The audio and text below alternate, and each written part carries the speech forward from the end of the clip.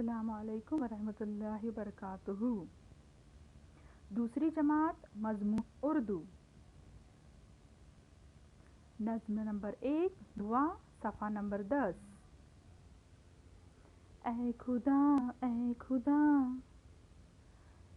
सुन ले मेरी दुआ,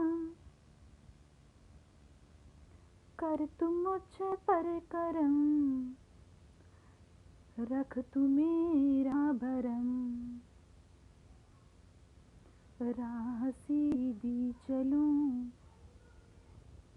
शम्मा बन कर जलूं, मुझको सच्चा बना, मुझको अच्छा बना।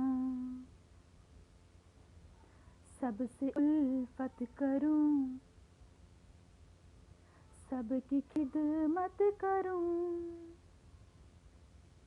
मैं करूं हर घड़ी तेरी ही बंदगी। तुझे शाद रख,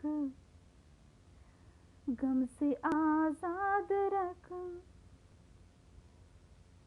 ऐ खुदा सुन ले मेरी दुआ। शुक्रिया।